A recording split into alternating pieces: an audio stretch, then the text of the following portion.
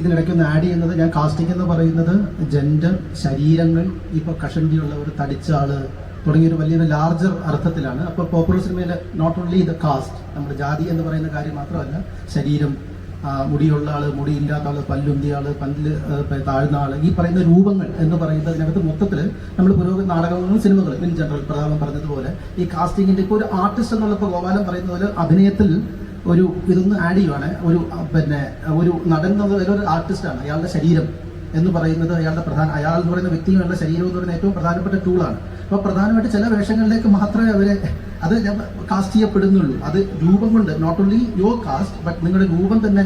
നമ്മൾ തിയേറ്ററിലൊക്കെ പ്രധാനമായിട്ട് ഇതിനെ ബ്രേക്ക് ചെയ്തിട്ടാണല്ലോ നമ്മൾ അതായത് നീയായിട്ട് അഭിനയിക്കുക. അത്ര സിനിമയിൽ നീ ക്യാരക്ടറിനെയാണ് കാസ്റ്റ് ചെയ്യാറെന്ന് ഞാൻ പറയുന്നത്. പ്രധാനത്തിൽ പലപ്പോഴും പ്രധാനം അഭിനയിക്കാൻ നിൽക്കുന്നവർ ഓൾറെഡി ക്യാരക്ടറിനെയാണ് കാസ്റ്റ് ചെയ്തത്. അത് ആ രൂപമാണ്. ആ സ്റ്റീരിയോ ടൈപ്പിങ്ങിനെ എങ്ങനെയാണ് ഒരു കലാകാരൻ എന്നുള്ള നിലയിൽ നിങ്ങൾ നേരിടുന്നു എന്നാണ് എൻ്റെ ചോദ്യം.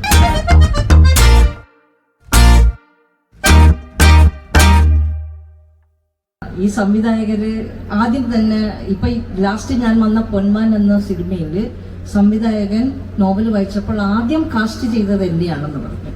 ആ ഒരു വിശ്വാസം, ഒരു ആള് നമ്മളെ വിശ്വസിക്കുന്നു എന്നുള്ളത് എനിക്ക് വലിയൊരു അംഗീകാരമായിട്ട് തോന്നിയിരുന്നു. മറ്റു സിനിമകളിലും ഒക്കെയാണ്, വി കെ പിയുടെ സിനിമയിൽ അഭിനയിക്കുമ്പോഴൊക്കെ ആ ഒരു ക്യാരക്ടർ വരുമ്പോഴത്തേക്ക് അത് കഴിഞ്ഞിട്ടല്ലാതെ നമ്മളിപ്പോ ഞാനങ്ങനെ ഒരു ഓഡിഷനോ ഒന്നും ഞാൻ പോയിട്ടില്ല. ഒരു ഹിന്ദി ആഡ് മൂവിക്ക് വേണ്ടിയിട്ട് എന്നെ അവർ വിളിച്ചിതാണ് ഒരു ഓഡിഷന്. ഞാൻ പറഞ്ഞു ഒരു ഓഡിഷനൊന്നും എനിക്ക് വരാൻ, ഒന്നാമത് നമ്മുടെ ജോലി തിരക്കും ഇതുകൊണ്ട് ബോംബെ വരെ പോകാൻ എനിക്ക് പറ്റില്ല. പിന്നെ എനിക്കൊരു ഓഡിഷന് പോയിട്ട് അങ്ങനെ പോയി നിന്നൊന്നും അവർ പറയുന്ന പെട്ടെന്നൊരു പെർഫോമൻസ് ഇത് ചെയ്യുന്നതെന്ന് പറഞ്ഞാൽ എനിക്കതൊന്നും പറ്റില്ല. പറ്റാത്ത കാര്യത്തിന് വേണ്ടി നമ്മൾ പോയിട്ട് അവിടെ പോയി ഫെയിലാവും. ഞാൻ അതിനേക്കാൾ നല്ലത് എന്നെ അറിയാവുന്നത് ഞാൻ ചെയ്താൽ ഓക്കെ എന്ന് പറഞ്ഞിട്ടുള്ളവര് നമ്മളെ വിളിക്കും. അതുകൊണ്ട് എനിക്ക് ഇങ്ങനെ ഒരു കാസ്റ്റിംഗ് പ്രശ്നത്തിനെ പറ്റി അഭിമുഖീകരിക്കേണ്ടി വന്നിട്ടില്ല.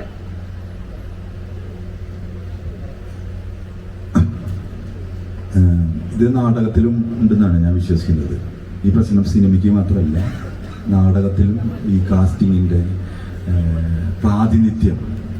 പ്രാതിനിധ്യമില്ലായ്മ ഉണ്ട് എന്ന് വിശ്വസിക്കുന്ന ഒരാളാണ് ഞാൻ. ജ്യോതിഷമായിട്ട് പലപ്പോഴും പേഴ്സണൽ സംസാരത്തിൽ ജ്യോതിഷ് പറഞ്ഞിട്ടുള്ള അതുണ്ടോ എന്ന് എനിക്കറിയില്ല. ഈ ഹോളിവുഡ് സിനിമകളിലൊക്കെ ബ്ലാക്ക് നടന്മാരെ, കറുത്ത വർഗ്ഗക്കാരെ നിർബന്ധമായും ഇത്ര ശതമാനം പേരെ ആ സിനിമയിൽ ഉൾപ്പെടുത്തണം, അതും പോസിറ്റീവ് കഥാപാത്രങ്ങളെ. അങ്ങനൊരു നിയമമുണ്ട്. ഇത്ര നമ്മുടെ മലയാള നാടകവേദിയിലും ഇത്തരം പ്രാതിനിധ്യ സ്വഭാവങ്ങൾ ഉണ്ടോ എന്ന് നമ്മൾ പരിശോധിക്കേണ്ടതുണ്ടെന്ന് ഞാൻ വിശ്വസിക്കുന്നുണ്ട്. ഒരു പ്രാതിനിധ്യ സൊസൈറ്റിയുടെ എല്ലാ തരത്തിലുള്ള പ്രാതിനിധ്യ സ്വഭാവം മലയാള നാടകവേദി പ്രകടിപ്പിച്ചിട്ടുണ്ടോ? മലയാള നാടകവേദി ഒരു പുരോഗമന സ്വഭാവമുള്ള ഇതാണെന്ന് നമ്മൾ പറയപ്പെടുമ്പോൾ, ഇതൊരു ഇൻഡസ്ട്രിയാണെന്ന് പറയപ്പെടുമ്പോൾ, എക്സാമ്പിൾ എന്ന് പറയാം. ഇപ്പം നമ്മൾ സംസ്ഥാന നാടക മത്സരം നടത്തി.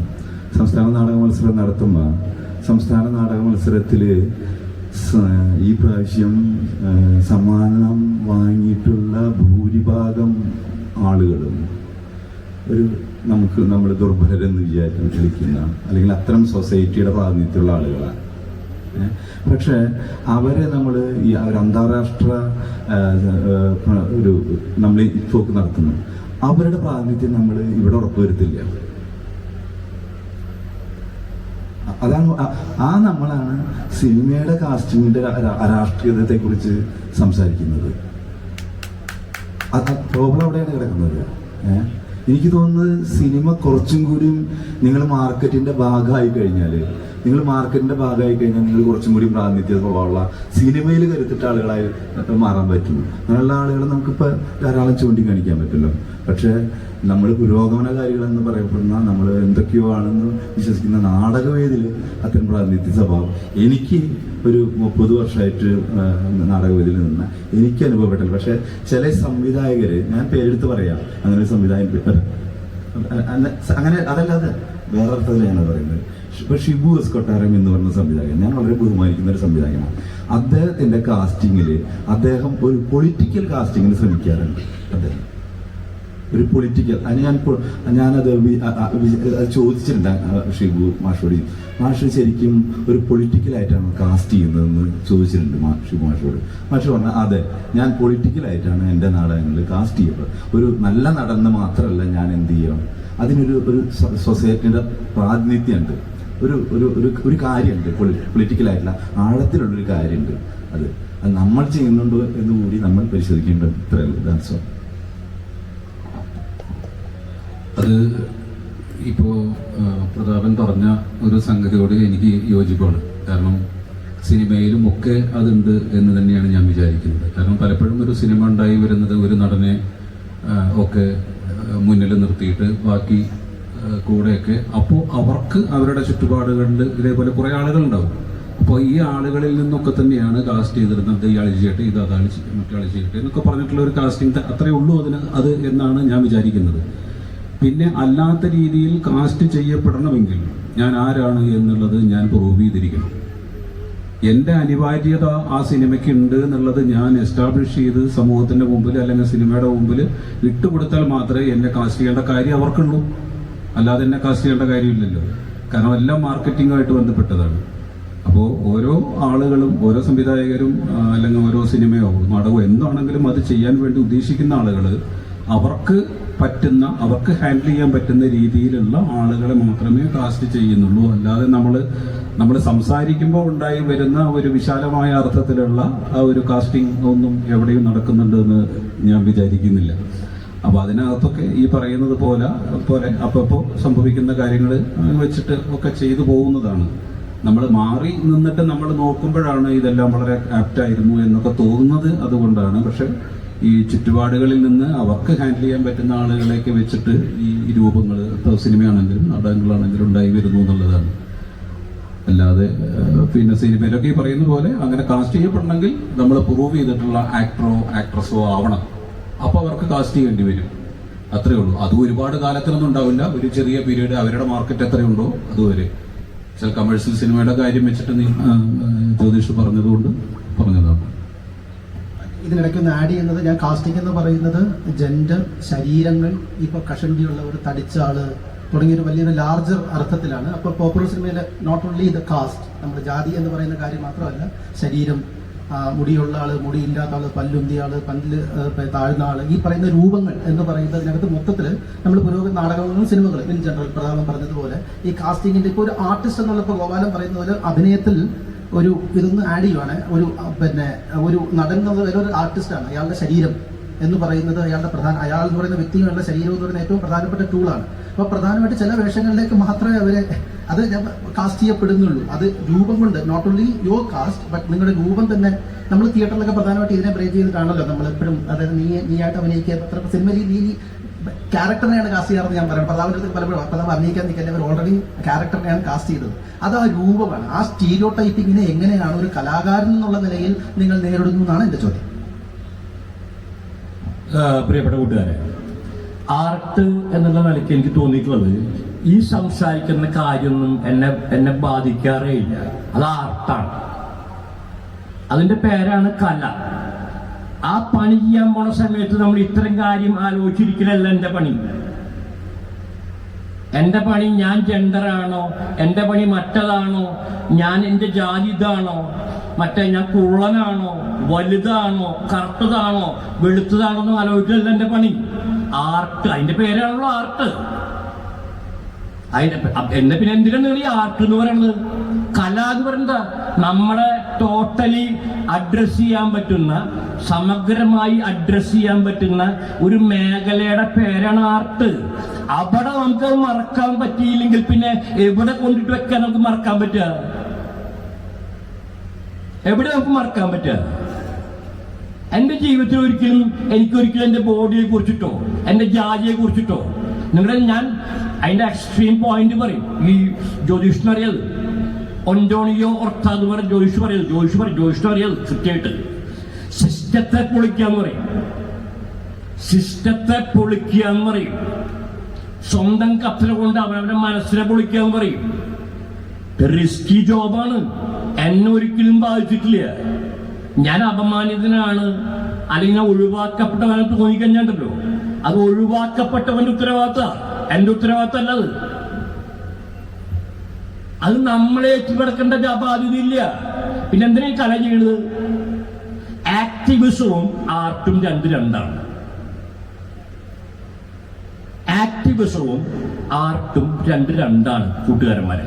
ഒന്നുകിൽ ആർട്ട് ചെയ്യുക, അല്ലെങ്കിൽ നിങ്ങൾ ആക്ടിവിസം ചെയ്യുക, രാഷ്ട്രീയ പ്രവർത്തനം ചെയ്യുക. ആർട്ട് ചെയ്യാൻ പുറപ്പെട്ട് കഴിഞ്ഞാൽ പിന്നെ അതിൽ വേറെ ഒന്നുമില്ല. ആർട്ട് ചെയ്യാൻ പുറപ്പെട്ടു കഴിഞ്ഞാൽ ആർട്ടാണല്ലോ, കലയല്ലേ.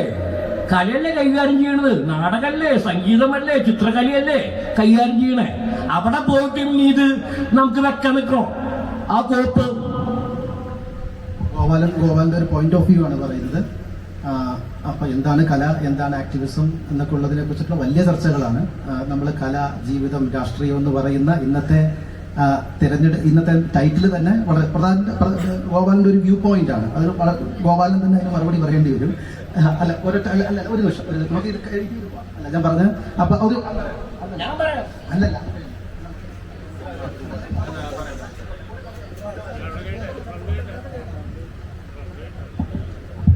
കാസ്റ്റിംഗ് എന്ന് പറയുമ്പോൾ ഇപ്പോൾ അതിൻ്റെ ഒരു പോസിറ്റീവ് സൈഡ് എന്ന് പറഞ്ഞാൽ നമ്മളൊരു സിനിമയിലെ ഒരു സാധനം ചെയ്ത്, ഒരു കൊമേഴ്ഷ്യൽ സിനിമയിൽ ഒരു സാധനം ചെയ്തിട്ട് ശ്രദ്ധിക്കപ്പെട്ടൊക്കെ ചെയ്തു കഴിഞ്ഞാൽ അതെന്നെ റിപ്പീറ്റ് ചെയ്യാൻ എന്നൊരു ഇതുണ്ട്. ആൻഡ് പേഴ്സണലി എൻ്റെ ഒരു എക്സ്പീരിയൻസ് കൂടി പറയുമ്പോൾ എൻ്റെ ഒരു ബ്രേക്ക് ത്രൂ എന്ന് പറയുന്ന ഒരു സിനിമ ചാപ്പാക്കുരിശ് എന്ന് പറഞ്ഞ സിനിമയായിരുന്നു. അപ്പോൾ അതിൽ വളരെ തൃശ്ശൂർ സ്ലാങ്ങിൽ സംസാരിക്കുന്ന ഒരാളായിരുന്നു. പിന്നെ വരുന്ന സിനിമകളിലൊക്കെ അവർ പറയും, ഞാൻ സ്വതവേ പറയുമ്പോൾ അങ്ങനെ ഭയങ്കര തൃശ്ശൂർ സ്ലാങ്ങില്ലാത്ത ആളാണെന്ന് വിശ്വസിക്കുന്ന ആളാണ്. പക്ഷെ അവർ പറയും കഥാപാത്രം ഇടയ്ക്ക് അവിടുന്ന് ഇവിടെ നോക്കിയാൽ എന്നാലും ചേട്ടാ അത് പറഞ്ഞാൽ മതി, തൃശ്ശൂർ സ്ലാങ് പറഞ്ഞാൽ മതി. പിന്നെ ഞാൻ ചെയ്ത ഒരു കഥാപാത്രങ്ങൾ ഒരുവിധം ഒരേ സ്വഭാവമുള്ള പ്രിൻസിപ്പാളും ഹെഡ് മാഷും അങ്ങനത്തെ കാര്യങ്ങൾ തമാശയൊക്കെ വരുമ്പോൾ എപ്പോഴും നമ്മളെ ഭയങ്കര പാത്ത് ബ്രേക്കിംഗ് കാസ്റ്റിംഗ് ഒന്നും അങ്ങനെ ഉണ്ടാവില്ല. നമ്മളൊരു കൊമേഴ്ഷ്യൽ സിനിമയാണ്, അവരും റിസ്ക് എടുക്കാൻ പോകില്ല, നമുക്ക് അതിനെ കിട്ടും. അപ്പോൾ എനിക്ക് വളരെ വ്യത്യസ്തമായൊരു സിനിമ എനിക്ക് കിട്ടിയത് പോർക്കൊഴിൽ എന്ന് പറയുന്ന സിനിമയാണ്. നിങ്ങൾ കണ്ടവരുണ്ടെങ്കിൽ അതിൽ ഞാനൊരു സൈക്കോ കില്ലറായിട്ട് അഭിനയിച്ചിരുന്നു. ഞാൻ ചെയ്ത ഒരു സിനിമയായിട്ട് ഒരു തരത്തിലും താരതമ്യപ്പെടുത്താത്ത ഒരു റോളായിരുന്നു അത്. അപ്പോൾ ഞാൻ ഈ സംവിധായകനോട് ചോദിച്ചു, നിങ്ങൾ എന്ത് കണ്ടിട്ട് എന്നെ ഈ റോളിലേക്ക് വിളിച്ചതെന്ന് ചോദിച്ചു. അപ്പോൾ അയാൾ എൻ്റെ സിനിമകൾ കണ്ടിട്ടില്ല, അയാൾ എൻ്റെ മുഖം മാത്രമേ കണ്ടിട്ടുള്ളൂ. അയാൾ നടന്മാരെ ഇങ്ങനെ തപ്പുമ്പോൾ ഇൻ്റർനെറ്റിൽ നോക്കുമ്പോൾ എൻ്റെ ഒരു ഫോട്ടോ കണ്ടു. ആ ഫോട്ടോയിൽ വേറൊരു സിനിമയ്ക്ക് വേണ്ടി എടുത്തൊരു ഫോട്ടോ ആണ്, കുറച്ച് വേറെ തരത്തിൽ നിൽക്കുന്ന ഒരു ഫോട്ടോ ആണ്. അയാളെ സ്ട്രൈക്ക് ചെയ്തത് ആ മുഖമാണ്, ഒരു എൻ്റെ ഒരു ഇമേജാണ്. അതിനാണ് പിന്നെയാണ് അയാൾ എന്നിലേക്ക് വരികയും സംസാരിക്കുകയും പിന്നെ ആ റോളിലേക്ക് വെക്കുന്നത്. അത് കഴിഞ്ഞിട്ടാണ് അയാൾ പിന്നെ അയാൾ വയ്ക്കുന്നത്, നിങ്ങൾ സിനിമ കോമഡി ചെയ്യുന്ന ആളാണെന്ന് അതെനിക്കറിയാൻ വരുന്നില്ലായിരുന്നു. അപ്പോൾ ഈ കാസ്റ്റിങ്ങിലെ ആസ് എ നടൻ എന്ന നിലയ്ക്ക് നമുക്ക് കുറച്ച് ലിമിറ്റേഷൻസ് ഉണ്ട്.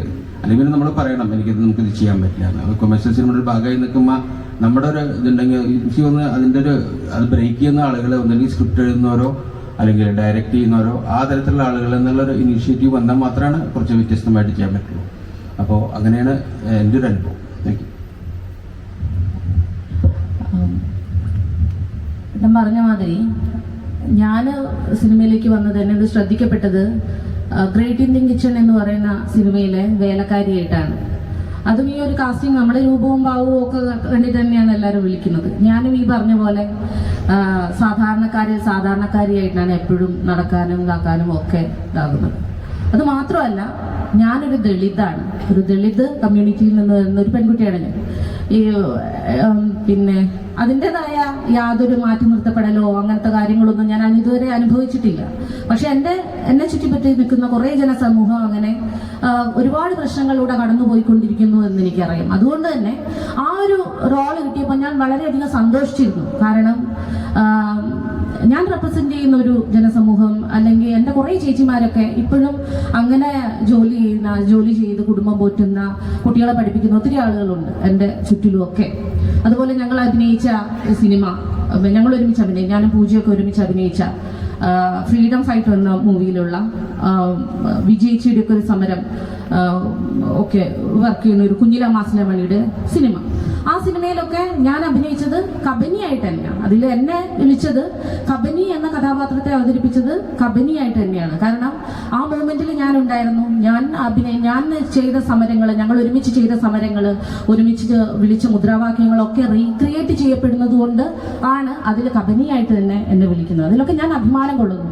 ജാതീയമായിട്ടോ കറുപ്പിന്റെ പേരിലോ ഒക്കെ ഇവിടെ കാസ്റ്റ് അല്ലെങ്കിൽ പിന്നെ നമ്മുടെ നമുക്ക് കിട്ടുന്ന അവസരങ്ങൾ അല്ലെ കഥാപാത്രങ്ങളെ വേർതിരിക്കുന്നുണ്ട് എന്നുള്ളത് അത് കറക്റ്റാണ്. ഒരു കറുത്തിട്ടുള്ള ഒരാളെ തെങ്ങ് കയറ്റക്കാരനായിട്ടുള്ള മണിച്ചേട്ടൻ അഭിനയിച്ച സിനിമ മണിച്ചേട്ടൻ തന്നെ അത് അഭിനയിച്ച് ചെയ്യാൻ പറ്റുള്ളൂ. അത്ര രസകരമായിട്ട് പാട്ടുകൾ പാടിക്കൊണ്ട് തെങ്ങ് കയറാൻ ഒരിക്കലും പറ്റില്ല.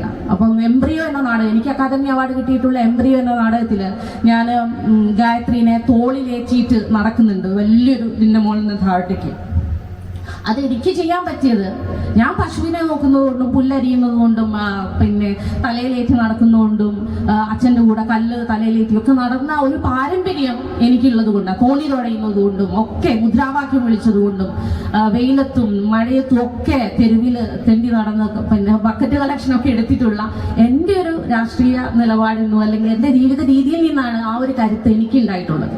അപ്പം കൃത്യമായിട്ടും കാസ്റ്റിങ്ങിൽ അതൊരു മുൻതൂക്കം നിൽക്കുന്ന കാര്യം. അത് വളരെ പ്രൗഡായിട്ട് ഞാൻ കാണുന്നു. എല്ലാവരും അതിനെ അങ്ങനെ കാണണമെന്നാണ് ഞാൻ വിചാരിക്കുന്നത്.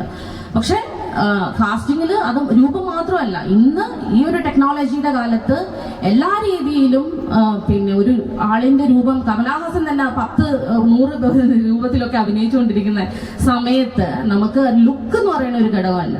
തിലകൻ ചേട്ടനൊക്കെ അത്രയും ഹൈറ്റിൽ നിൽക്കുന്ന റോൾസ് ഒക്കെ ചെയ്തിട്ടുള്ള ആളുകളാണ്. അപ്പൊ എനിക്കതിന് ലുക്ക് വൈസ് ആണ് ഒരാളെ കാസ്റ്റ് ചെയ്യുന്നതെന്ന് എനിക്ക് അത്ര തോന്നില്ല. ഞാൻ ഒരിക്കലും വൈറ്റനിങ് ക്രീം തേച്ച് വെളുക്കാനോ അല്ലെങ്കിൽ ഭയങ്കര ഷോർട്ട് ഡ്രസ് ഇട്ട് നടക്കാനോ അല്ലെങ്കിൽ ഇതാക്കാതെ നമ്മുടെ സ്വത്വത്തിൽ നിന്നുകൊണ്ട് അഭിനയിക്കുക എന്നുള്ളതാണ് എൻ്റെ ഒരു നിലപാട്.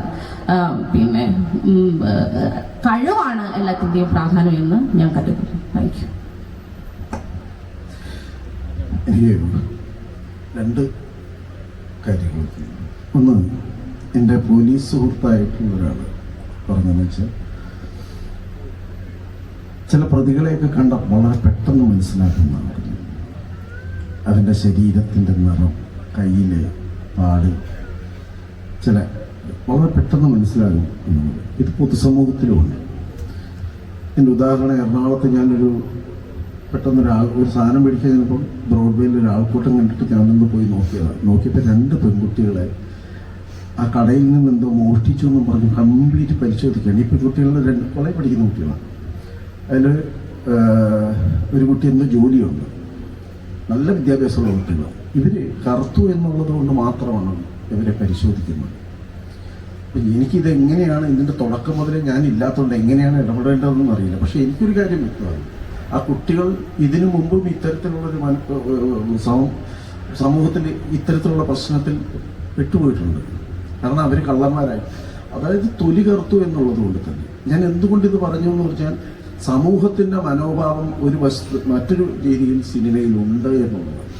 അത് വളരെ വ്യക്തമായിട്ട് എന്നോട് തന്നെ കാസ്റ്റ് ചെയ്യുന്ന സമയത്ത് ചില ആൾക്കാരൊക്കെ നിങ്ങൾ നാടകപ്രവർത്തകരല്ലേ, ഞങ്ങൾക്ക് കറുത്തിട്ട് മുടി വളർത്തിട്ട് താടി ഇങ്ങനെ ഇരിക്കുന്ന ഒരാളിനെ വേണം, ഇത്തിരി ഗുണ്ട ലുക്ക് വേണം എന്നൊക്കെ ആളുകൾ പറയാറുണ്ട്. അത് എന്നെയും ബാധിച്ചിട്ടുള്ളൂ എന്ന് പറഞ്ഞു കഴിഞ്ഞാൽ, എന്നെ മാത്രമല്ല സുല്ലേട്ടനെയും. ഒരിക്കൽ ബാലേട്ടൻ തന്നെ എന്നൊക്കെ പറഞ്ഞോടാ, എൻ്റെ 100ാമത്തെ പള്ളിയിലച്ഛനാണ് ഞാൻ ചെയ്യുന്നത്. ഇത് പള്ളിയിലച്ഛനും കപ്പിയാൽ ഇപ്പം എത്താനാകേണ്ട സമയമില്ല. കാരണം ടൈപ്പ് കാസ്റ്റിംഗ് എന്ന് പറയുന്ന സാധനം അതിനകത്ത് മറ്റൊരു വശത്ത് വരും.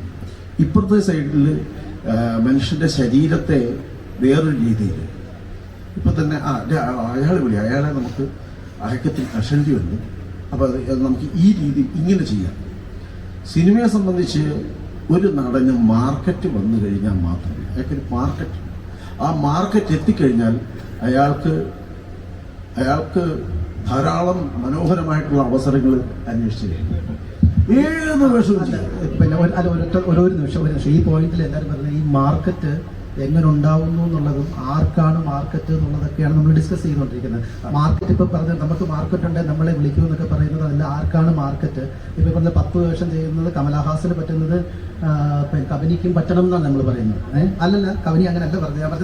ഞാൻ പറഞ്ഞത് അപ്പോൾ ഈ നമ്മൾ വളരെ എളുപ്പത്തിൽ നമ്മൾ പറയുന്നത് നമുക്ക് മാർക്കറ്റ് ഉണ്ട്, നമുക്ക് അവസരം വരും. നിങ്ങൾക്ക് മാർക്കറ്റൊന്നും ഉണ്ടാവില്ല. ഡ്രാമ സ്കൂളിൽ നിന്ന് ഫസ്റ്റ് റാങ്ക് ഗോൾഡ് മെഡലിസ്റ്റാണ് അദ്ദേഹം. കേരളത്തിലെ വൺ ഓഫ് ദ ബെസ്റ്റ്, ഈ റിയലിസത്തിലെ ഏറ്റവും മികച്ച നടനാണ്. മമ്മൂട്ടിക്കൊപ്പം മത്സരിച്ച നടനാണ്. കഴിവാണെന്ന് നിങ്ങൾ പറയുന്നതെങ്കിൽ, കഴിവുണ്ടെങ്കിൽ ഇതെല്ലാം നമുക്ക് മാർക്കറ്റ്, കഴിവാണല്ലോ മാർക്കറ്റിന്റെ മാനദണ്ഡം. ഓക്കെ, ഒരു കാര്യം കുറിച്ചതോട്ടെ. അപ്പൊ ഇപ്പൊ മമ്മൂട്ടിയുടെ ഒരു പടമില്ലേ ഇപ്പം, വിനായകൻ നായകനായിട്ടുള്ള മമ്മൂട്ടി വില്ലനായിട്ടുള്ള, അതില് വിനായകന്റെ വൈഫായിട്ട് എന്നെയാണ് തെരഞ്ഞെടുത്തിട്ടുള്ളത്. അപ്പൊ അതില് ഞാൻ വളരെ പ്രൗഡാണ് കേട്ടോ. അപ്പൊ അത് ഞാൻ പറഞ്ഞത് എന്ന് വെച്ചാൽ മാർക്കറ്റിങ്ങിലോട്ട് ഞാൻ കടന്നില്ല. ആ ഒരു സിനിമയുടെ ആ മാർക്കറ്റിങ്ങിലോട്ടോ പത്രാസിലോട്ടോ ഒന്നും ഒരിക്കലും ഞാൻ പോകാറില്ല. അതുകൊണ്ടാണ് കേട്ടോ, സോറി. ഇത് മാർക്കറ്റാണ്, നമ്മളെല്ലാം മാർക്കറ്റിന്റെ ഭാഗമാണ്. നിങ്ങൾ അറിയാതെ അതിനകത്ത് ഉപയോഗിക്കപ്പെടുന്നുണ്ട്, അത് യാഥാർത്ഥ്യം നമ്മൾ തിരിച്ചറിയാമല്ലോ. അല്ല, ഒരു കാര്യമുണ്ട്. നാടകത്തിൽ ഇത് സാധ്യമാകാത്തതിന്റെ കാരണം എന്ന് പറഞ്ഞാൽ നാടകത്തിൽ നടന്മാരെ വിളിച്ചുകൊണ്ട് വരിക ചെയ്യുന്നു. ഒരു അഭിപ്രായ വ്യത്യാസം നമുക്ക് പെട്ടെന്ന് തീർക്കാം. നാടകത്തിനകത്ത് ഞാൻ പറയുന്നത്, നാടകം ഒരു മാർക്കറ്റ് ആവുന്ന സമയത്ത് നിങ്ങൾ ആരും ഉണ്ടാവില്ല എന്നുള്ളൊരു യാഥാർത്ഥ്യം. വെൻ ഇറ്റ് ഇസ് മാർക്കറ്റ്, അവിടത്തേക്ക് വരുന്ന ആൾക്കാരും ഒരുപാട് ആൾക്കാരുണ്ടായിരിക്കുന്നത് മാർക്കറ്റ് ഇന്നിതിപ്പോൾ കല എന്നൊക്കെ പറഞ്ഞ് നിൽക്കുന്നത് കൊണ്ടാണ് ഒരുപാട് പ്രാതിനിധ്യവും ആൾക്കാർ അത്രയും വിഷയങ്ങൾ ചർച്ച വരുന്നില്ല. നാടക മത്സരങ്ങൾ ഡൽഹി പോയി നോക്ക്, ബോംബെ പോയി നോക്ക്, അവിടെ ആക്ട് ചെയ്യുന്ന ആൾക്കാരെ നോക്ക്. അവിടെ നിങ്ങൾക്ക് നമ്മുടെ നാടക സംഘത്തിലെ കൂലിപ്പണിക്കാരെ ഒന്നും നിങ്ങൾക്ക് കാണാൻ പറ്റില്ല. നിങ്ങൾ ഇവിടെ വരുന്ന ഫെസ്റ്റിവലിൽ നിങ്ങൾ പ്ലേകൾ കാണും. അപ്പോൾ ഞാൻ പറഞ്ഞ market depends upon many factors, multi factors. അപ്പോൾ നമുക്ക് കഴിവുണ്ടെങ്കിൽ, അതൊരു വളരെ പ്രാഥമിക ഒരു വാദം, കഴിവുണ്ടെങ്കിൽ നമുക്കെല്ലാം കിട്ടും എന്ന് പറയുന്നത് 100%. ഞാൻ പറഞ്ഞത് 100% അല്ല, ഇപ്പോൾ ചേട്ടൻ 100% അല്ല. അതിന് വ്യക്തമായ ഉദാഹരണം തന്നെയുണ്ട്. പൂജ കണ്ടിന്യൂ അല്ല. ഒരു കാര്യം, കഴിവ് എന്ന് പറയുന്നത് വളരെ ഒരു അത് കാരണം ചില കാര്യങ്ങളെ നമുക്ക് നമ്മുടെ പരിമിതികളെ മറികടക്കാൻ ആ കഴിവ് ആവശ്യമാണ്, അതിൻ്റെ ഒരു ധൈര്യം ആവശ്യമാണ്. അത് ആദ്യകാലത്തൊന്നും ചിലപ്പോൾ അതൊന്നും ഉണ്ടാവണമെന്നില്ല. എന്നെ തന്നെ എത്രയോ 100 കണക്കിന് സിനിമ ഗുണ്ടയായിട്ട് വിളിച്ചു. ഞാൻ തന്നെ പറഞ്ഞു എനിക്കൊരു താല്പര്യമില്ലെന്ന് പറഞ്ഞു പോയിട്ടുണ്ട്. കാരണം എന്നെ കണ്ടാൽ തന്നെ ഗുണ്ടയുടെ ലുക്കാന്നാണ് പറയുന്നത്. ഈ കാര്യമാണ് നമുക്ക് സംസാരിക്കാൻ. ഒരു കാര്യങ്ങൾ നാടകത്തിൽ അത് സാധ്യമാകാത്തതിൻ്റെ കാരണം എന്ന് പറഞ്ഞാൽ, കലായന്ത്രത്തിലൊരു നാടകം ചെയ്ത സമയത്ത് വേണ്ട 10-12 പേരേ ഉള്ളൂ. അതിനകത്തൊരു കൃഷ്ണനെ ഉണ്ട്, പറ്റിയ കൃഷ്ണനെ കിട്ടുന്നില്ല. അവസാനം ഒരു കറുത്ത കൃഷ്ണനെ വെച്ചു. എന്നിട്ട് നാടകത്തിന് മൊത്തം ഡിസൈനും അങ്ങോട്ട് മാറ്റിയിട്ട് കറുത്ത കൃഷ്ണൻ എന്നുള്ള രീതിയിലേക്ക് അത് വലിയ രസകരമായൊരു പ്ലേ ആയി. ഉണ്ണിയൻ അതിനെ കുറിച്ചൊരു അനുഭവം പറഞ്ഞത്. നമുക്ക് നാടകത്തിൽ നടന്മാരെ കൊണ്ടുവന്ന് നിർബന്ധിപ്പിച്ച് നമ്മൾ ചെയ്യുന്നിടത്ത് നമുക്ക് ഈ പറയുന്ന രീതിയിൽ ടൈപ്പ് കാസ്റ്റ് എന്ന് പറയുന്ന സാധനം നടക്കില്ല. സിനിമയിൽ അത് ശക്തമായിട്ടുണ്ട്.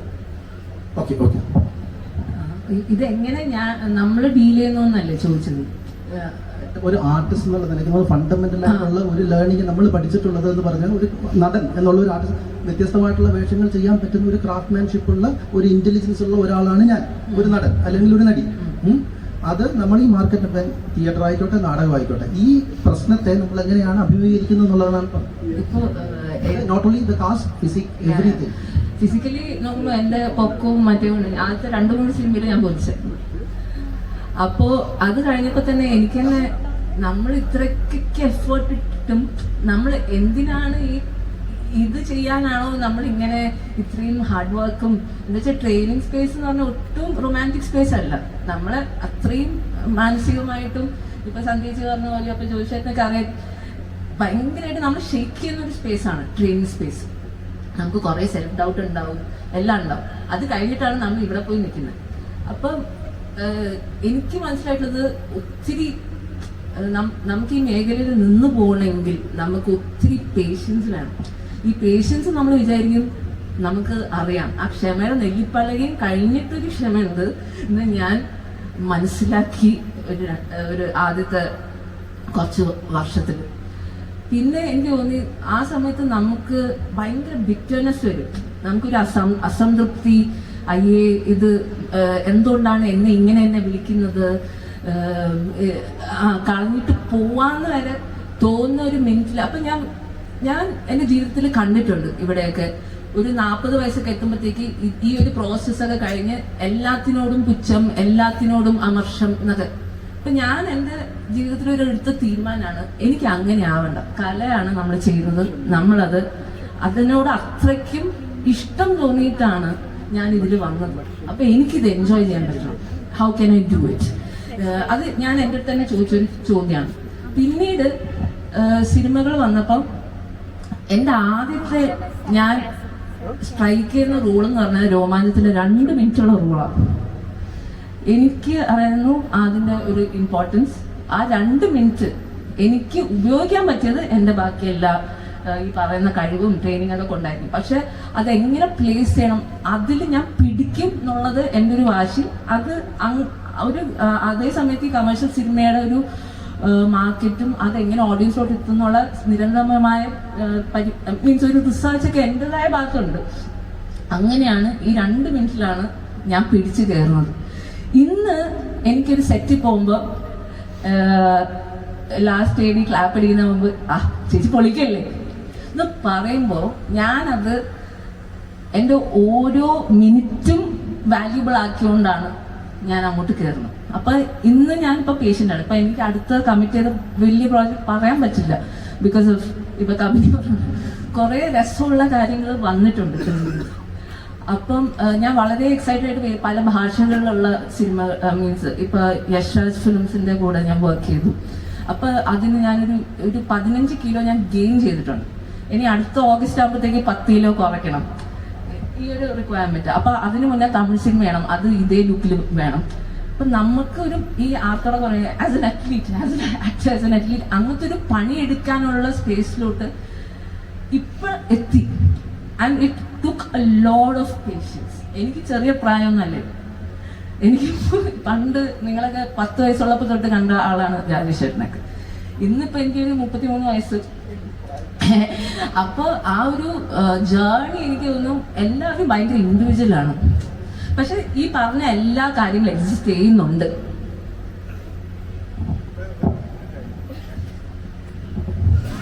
ഈ നമ്മൾ കല ആയിട്ടായിരിക്കാം നമ്മൾ ഇതിനെയൊക്കെ കാണുന്നത്. പക്ഷെ നമ്മളെ വന്ന് സമീപിക്കുന്നവർ എല്ലാവരും കലാകാരന്മാരാകണമെന്നില്ല. അവർ മറ്റ് ഒരുപാട് താല്പര്യങ്ങളുണ്ടാവും. അവരുടെ ഉപജീവന മാർഗമായിട്ടായിരിക്കും അവർ കാണുന്നത്. കാസ്റ്റിങ്ങിനെ കുറിച്ച് ഉള്ള ചർച്ച നന്നായിരുന്നു. ഇപ്പം ഞാൻ ചെയ്തിട്ടുള്ള വേഷങ്ങളിൽ ഏറ്റവും കൂടുതൽ വന്നിട്ടുള്ളത് പോലീസ് വേഷം, രാഷ്ട്രീയക്കാരൻ, വക്കീൽ. ഒരുപാട് സിനിമകളിൽ വക്കീലായിട്ട് അഭിനയിച്ചിട്ടുണ്ട്, പോലീസായിട്ട് അഭിനയിച്ചിട്ടുണ്ട്, രാഷ്ട്രീയ നേതാവായിട്ട് അഭിനയിച്ചിട്ടുണ്ട്. ഈ വക്കീൽ വേഷം ചെയ്യുന്നത് എന്താണെന്ന് ചോദിച്ചാൽ ചെല്ലുമ്പോൾ തന്നെ എനിക്ക് മനസ്സിലാവും. ഒരു 3 പേജ് 4 പേജൊക്കെ ദീർഘമായ സംഭാഷണവും റൗണ്ട് റോളിയുമാണ്. ഇത് പറയാൻ ഒത്തിരി ബുദ്ധിമുട്ടാണ്, അതുകൊണ്ടാണ് മാഷയെ വിളിച്ചതെന്ന് പറയും. ഓരോ പരിഗണനയാണ്. ഉദാഹരണത്തിന് സാൾട്ട് ആൻഡ് പെപ്പർ എന്ന് പറയുന്ന സിനിമ ആഷിഖ് കപൂർ ആരോഗ്യ കണ്ടിട്ട് പോലുമില്ല. അയാൾ എന്നെ വിളിക്കുന്ന ഞാൻ വിളിച്ച് പോകുന്നു. അവിടെ ചെല്ലുമ്പോൾ പടത്തിൻ്റെ ഫസ്റ്റ് സീനാണ്, ഓർമ്മയുണ്ടാവും. അധ്യാപകൻ ആഹാര വ്യവസ്ഥയെക്കുറിച്ചൊരു ക്ലാസ് എടുക്കുകയാണ്. ഞാൻ ചോദിച്ചു, എന്നെ വിളിച്ച് നിങ്ങൾക്ക് എന്നെ നേരത്തെ പരിചയം ഉണ്ടാകുന്നത്? അല്ല, ഒരു അധ്യാപകനാണെന്നറിയാം, അപ്പം അത് ചെയ്താൽ അതിനൊരു ഒതൻറ്റിസിറ്റി ഉണ്ടാവും എന്ന് തോന്നിയിട്ടാണ് താങ്കളെ വിളിച്ചത്. മിന്നൽ മുരളി പടം തുടങ്ങുമ്പോൾ ഒരു ഇൻ്റർവ്യൂ നടത്തുന്ന ഒരാളായിട്ടാണ്. അപ്പോൾ അവതാരകനായിട്ട് ചില സ്ഥലങ്ങളിൽ കണ്ടിട്ടുണ്ടെന്നാണ് ബേസിൽ എന്നോട് പറഞ്ഞത്. അതുകൊണ്ടാണ് സാറിനെ വിളിച്ചത്. അങ്ങനെയാണ് ചില കൺസിഡറേഷൻസ് വരുന്നത്. പക്ഷെ ഇവിടെ പറഞ്ഞൊരു പ്രധാന പ്രശ്നമുണ്ട്. ഒരു നടൻ ഏതെങ്കിലും ഒരു വേഷം ചെയ്യുകയും അയാൾ വളരെയധികം ശ്രദ്ധിക്കപ്പെടുകയും ഒക്കെ ചെയ്ത് കഴിഞ്ഞിട്ട് പിന്നെ വരുമ്പോൾ ഏത് തരം വേഷത്തിലേക്ക് അയാൾ മാറും. നല്ല 1-2 ഉദാഹരണം ഞാൻ പറയാം. ഒരിടത്തൊരു ഫയൽവാൻ, തകര, ഈ 2 ചിത്രങ്ങൾ നോക്കുക. നെടുമുടി വേണു അഭിനയിച്ച അന്നത്തെ നെടുമുടി വേണുവിനെ നിങ്ങൾ ആലോചിച്ച് നോക്കുക. ഒരിടത്തൊരു ഫയൽവാനിലെ മേസ്ത്രിയോ തകരയിലെ ചെല്ലപ്പനാശാരിയോ മലയാള സിനിമയിലൂടെ നായക വേഷം ചെയ്യാൻ തരത്തിലേക്ക് മാറും എന്ന് ആരെങ്കിലും വിചാരിച്ചിട്ടോ? ഞങ്ങളാരും വിചാരിച്ചില്ല. ഞങ്ങളുടെ കൂടെയൊക്കെ എപ്പോഴും നടക്കുന്ന ഒരാളായിരുന്നു.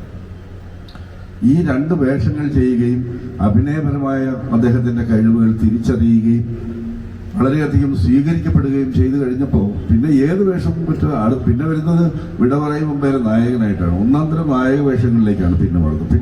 പിന്നെ മാറുകയാണ് കഥാപാത്രങ്ങളിലേക്ക് മാറുന്നത്. അങ്ങനെ ആളുകൾക്ക് സ്വീകാര്യനാവുകയും അയാൾ കഴിവുള്ള നടനാണെന്ന് വരുത്തി തീർക്കുകയും ചെയ്തു കഴിഞ്ഞാൽ പിന്നെ ഏത് വേഷം അയാളെ തേടി വരും, ഒരു സംശയമില്ല. അതാണ് ആ കാസ്റ്റിങ്ങിൽ വരുന്നതിനൊരു പ്രത്യേകത എന്നാണ് എനിക്ക് തോന്നുന്നത്. ഗോപിച്ചേട്ടനൊക്കെ അങ്ങനെ ഒന്നാണ്, അല്ലെങ്കിൽ അങ്ങനെയൊക്കെ വരുമെന്ന് എനിക്ക് ഒരിക്കലും ആദ്യകാലത്ത് തോന്നിയിട്ടേ ഉണ്ടായിരുന്ന ഒരാളല്ല. ആലോചിച്ച് നോക്കുക, സ്വയംവരം എന്ന് പറയുന്ന അടൂർ ഭാഷയുടെ ചിത്രത്തിൽ 1-2 സ്ഥലത്ത് മാത്രമേ ആ തൊഴിലാളി നേതാവായിട്ട് ഡയലോഗുള്ളൂ. ബാക്കി കണ്ണുകളാണ്. ഈ അടച്ചിട്ടിരിക്കുന്ന ആഴികൾക്കിടയിലൂടെ ഗോപിച്ചേട്ടൻ നോക്കുന്ന നോട്ടം മാത്രമേ ഉള്ളൂ. അടുത്ത പടത്തിൽ നായകനാണ് അദ്ദേഹം. സാർ, നമുക്ക് ഇപ്പോൾ ഏകദേശം സമയം അടുത്തു വരുന്നു. ഇതിനകത്ത് പറഞ്ഞ ഒരു പ്രധാനപ്പെട്ട ഒരു പോയിന്റായിട്ട് നമ്മൾ ഡിസ്കസ് ചെയ്തിട്ടുള്ള ഒരു കാര്യം, ഒരു ഇൻഡിവിജ്വൽ നടൻ എന്ന് പറയുന്നത് ഒരു സ്വതന്ത്ര കലാകാരൻ എന്നുള്ള നിലയ്ക്ക്, ഒരു സംവിധായകനെ പോലെ, ഒരു ചിത്രകാരനെ പോലെ, ഒരു കവിയെ പോലെ പിന്നെ ഒരു സ്വതന്ത്ര കലാകാരൻ എന്നുള്ള നിലയ്ക്ക് അയാൾ ആളാൽ കാസ്റ്റ് ചെയ്യപ്പെടുന്ന ഒരാളാണ്.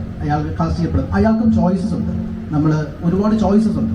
അയാൾക്കും ഇതിന് വേണമെന്ന് വെക്കാം, വേണ്ടെന്ന് വെക്കാം. നമുക്ക് ഒരേ സമയം കൊക്കോകോളയുടെ പരസ്യത്തിൽ നമ്മൾ അഭിനയിച്ചിട്ട് അതേ നടൻ ഇപ്പുറത്ത് നമ്മളെ സാരോപദേശം നടത്തുന്ന നമ്മൾ കണ്ടിട്ടുണ്ട്. It is our choice.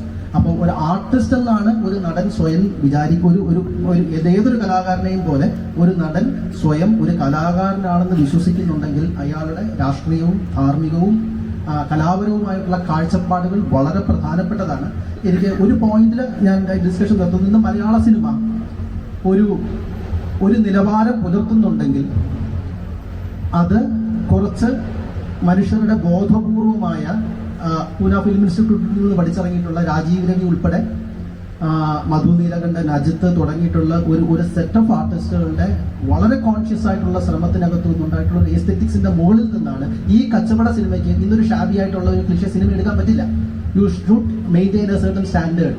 അത് വളരെ ബോധപൂർവം പണ്ട് നമ്മൾ കച്ചവട സിനിമ എന്ന് പറഞ്ഞിട്ട് നമ്മൾ വളരെ ടാബുവായിട്ട് കണ്ടിരുന്ന സ്ഥലത്ത് ഇന്ന് കച്ചവട സിനിമ ഇന്ന് ഇന്ത്യയിലെ ഏറ്റവും ഉയർന്ന നിലവാരം, ഒരു മിനിമം നിങ്ങൾക്ക് ഒരു പൊളിറ്റിക്കലി നിങ്ങൾ ഒരു ഇൻകറക്റ്റ് ആയിട്ടുള്ള സിനിമയിൽ നിങ്ങൾക്ക് എടുക്കാൻ പറ്റില്ല. ഇത് ട്രെയിൻഡ് ആയിട്ടുള്ള ആർട്ടിസ്റ്റുകൾ, വീക്ഷണമുള്ള കലാകാരന്മാർ ഈ മാർക്കറ്റിൽ ഇറങ്ങി ഉണ്ടാക്കിയിട്ടുള്ള മാറ്റമാണ്. ഇത് നടന്മാരും കലാകാരന്മാരെന്നുള്ള നിലയിൽ അവർക്കും ഈ സാമൂഹിക ഉത്തരവാദിത്വം ഉണ്ട്. അവർ കാസ്റ്റ് ചെയ്യപ്പെടുന്ന കാര്യങ്ങളെ കുറിച്ചിട്ടും അവർ ചെയ്യുന്ന കലയെ കുറിച്ചിട്ടും ഒരു കലാകാരൻ ഒരു സാമൂഹ്യ ജീവി എന്നുള്ള നിലയ്ക്ക് അവർ വലിയ കാര്യം അവർ പ്രൊപ്പഗേറ്റ് ചെയ്യുന്നുണ്ട്. ഇപ്പം പെട്ടെന്ന് പറഞ്ഞപ്പോൾ എനിക്ക് പലപ്പോഴും തോന്നുന്നത് സാറാണ് തിരുവനന്തപുരത്ത് വക്കീലന്മാരെ കണ്ടുകഴിഞ്ഞാൽ സാറിനെ പോലെ ഇരിക്കും എല്ലാവരും. ആ ഒരു സ്റ്റീരിയോ ടൈപ്പിങ് തന്നെ ഒരുപാട് വക്കീലന്മാർ സാറാണ് ഉണ്ടാക്കിയിട്ടുള്ളത്. അപ്പൊ നമ്മളെ പറഞ്ഞാൽ ഇങ്ങനെയുള്ള ഒട്ടനവധി സ്റ്റീരിയോ ടൈപ്പുകൾ വളരെയധികം നമ്മൾ കാണിക്കുന്ന നിഷ്കളങ്കമല്ല. നമ്മൾ പറയുന്ന ഈ വളരെ പ്രോഗ്രസീവ് ആയിട്ടുള്ള സിനിമകളിൽ പോലും ഇപ്പൊ അഭിജ, ഇപ്പൊ എന്റെ ഒരു വളരെ അടുത്ത സുഹൃത്തുണ്ട്, പുള്ളിക്കാരൻ പിന്നെ നമ്മുടെ വളരെ പുരോഗമനമായ സിനിമയിൽ വേലക്കാരിയാണ് പുള്ളിക്കാരി. അപ്പം ഇത് മാറ്റമൊന്നും വരുന്നില്ല, പുരോഗമനം പുറത്തു വരുന്നുണ്ട്. പക്ഷെ ഇത് എങ്ങനെയാണ് തിരിച്ചു വരുന്നത്? എങ്ങനെയാണ് തിരിച്ചു വരുന്നത്? അപ്പോൾ ഈ ഒരു നോട്ടിൽ നമ്മൾ നിർത്തിക്കൊണ്ട് എനിക്കറിയില്ല 3 മണിക്ക് പിന്നെ നമ്മൾ ഈ ഡിസ്കഷൻ വളരെ ഫ്രൂട്ട്ഫുൾ ആയിട്ടുള്ള നല്ല ഡിസ്കഷൻ നടന്നു വിചാരിക്കുന്നു. സന്തോഷം വന്ന എല്ലാവർക്കും. ஆடியன்ஸ் டிஸ்கஷனுக்கெல்லாம் டைம் கொடுக்க மாட்டீங்களா? நீங்கள் ஃபர்ஸ்ட் 20 மினிட்ஸ் முன்னாடி ஸ்டாப் பண்ணுவீங்க. இங்கே எத்தனை இன்டெலிஜென்ட் എല്ലാം അറിയുന്നു, കുറച്ച് പേർക്കാണ് എന്നെ അറിയാത്തുണ്ടാവുള്ളൂ. ബാക്കി അറിയുന്ന ആൾക്കാർ സുഹൃത്തുക്കൾ തന്നെയാണ്. വളരെ സന്തോഷം തോന്നുന്നു. നാടകത്തെ കുറിച്ചും സിനിമയെ കുറിച്ചും ഒക്കെയാണ് കൂടുതൽ സംസാരിച്ച. സിനിമയെ കുറിച്ചായതിൽ ഭയങ്കര സന്തോഷം. എനിക്കൊരു സംശയം തോന്നുന്നത് വെച്ചാല്, നാടകത്തിലുള്ള ആൾക്കാരെ വീട്ടിൽ വന്നിട്ട് നിങ്ങൾ സിനിമയിൽ അഭിനയിക്കണം എന്നെങ്കിലും വിളിച്ച് നിർബന്ധിച്ച് കൊണ്ടുപോകുന്നതാണോ? നമുക്ക് സ്വാതന്ത്ര്യം ഇല്ലേ? നമുക്ക് ചെയ്യാതിരിക്കാനുള്ള സ്വാതന്ത്ര്യം ഇല്ലേ? അല്ല, എനിക്ക് പലപ്പോഴും ഞാൻ ഇവിടെ കണ്ടിട്ടുള്ളത് സിനിമയെ ഭയങ്കര പുച്ഛമാണ് പലർക്കും. അതാ സിനിമയോട്ട് വേണമെന്നാണ് പലർക്കും. ഭയങ്കര വേദന തോന്നുന്ന സംഭവമാണ്. ചെയ്യാതിരിക്കാനുള്ള സ്വാതന്ത്ര്യവും ഇതൊക്കെ നിങ്ങൾക്ക് ഇല്ലേ? ഇല്ല. അവസാനം നമ്മൾ പറഞ്ഞു നിർത്തിയത് അത് തന്നെയാണ്. അത് കേട്ടില്ലേ? അല്ല, കേട്ടപ്പോഴാണ് ഞാൻ ചോദിച്ചത്. അല്ല, സിനിമ ഇല്ല. അവസാനം നമ്മൾ ഒരു സ്വതന്ത്ര കലാകാരൻ എന്നുള്ള നിലയ്ക്ക് എന്ത് ചെയ്യണം, എന്ത് ചെയ്യണ്ട എന്നുള്ള ഒരു ഉത്തരവാദിത്വം നടന് പൂർണ്ണമായും ഉണ്ട്. അത് മാർക്കറ്റ് ഫോഴ്സുകൾക്കൊന്നും ആയിട്ട് ബന്ധപ്പെട്ട കാര്യമല്ല. ഒരു സ്വതന്ത്ര കലാകാരന്റെ ഉത്തരവാദിത്വമാണെന്നുള്ള പറഞ്ഞ് തന്നെയാണ് നിർത്തിയത്. Hello. No, actually, this casting is happening in Hollywood film also. If you take James Bond films, about 15 films, Sean Connery replace James Bond. Yeah? And acting, cinema acting and theatre acting, you can write 1,000 pages book. Bicycle thief, the role is played by a bricklayer. No, he was not given any training. Where did Charlie Chaplin got the training? Anybody can tell me? Thank you. I ask him one question. ഈ പൊതുവെ ആളുകൾക്ക് നാടകം എന്ന് പറഞ്ഞാൽ പുച്ഛമാണ്. ഇതേ ആളുകൾ തന്നെയാണ് സിനിമയിൽ അഭിനയിക്കുമ്പോൾ അവർ സെലിബ്രിറ്റികളായിട്ട് ഉദ്ഘാടനവും ഇതൊക്കെ വരും. അത് ഒരു നമ്മൾ പറഞ്ഞ കലയോട് ചെയ്യുന്ന ഒരു ഇൻസൾട്ടിങ് അല്ലേ നമ്മൾ. നാടക നടനാണെങ്കിൽ അവന് യാതൊരു വിലയില്ല.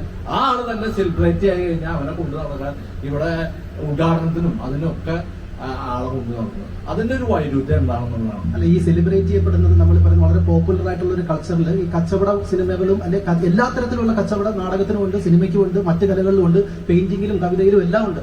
അപ്പോൾ ഈ സെലിബ്രേറ്റ് ചെയ്യപ്പെടുന്ന ഒരു പൊതുബോധത്തിലുള്ള പോപ്പുലർ ആയിട്ടുള്ള ആർട്ടുകൾ മാത്രമാണ്. അല്ലെങ്കിൽ റിയൽ ആയിട്ടുള്ള ആർട്ടിസ്റ്റുകൾ നമ്മൾ പലപ്പോഴും നോക്കുമ്പോൾ ഈ സെലിബ്രിറ്റികളുമായിട്ട് നമ്മൾ വി ഡോണ്ട് കെയർ, അത് നമ്മളുമായിട്ട് ബന്ധപ്പെട്ട ഒരു കാര്യമല്ല. ഡ്രാമ ചെയ്യാന്ന് പറഞ്ഞാൽ എളുപ്പമുള്ള കാര്യമല്ലേ? സിനിമ എന്ന് പറയുന്നത് ക്യാമറ അവിടെ വെച്ച് അതും വേറെ ചർച്ചയാണ്. നമ്മളിപ്പോൾ നിർത്തുന്നത്. Thank you.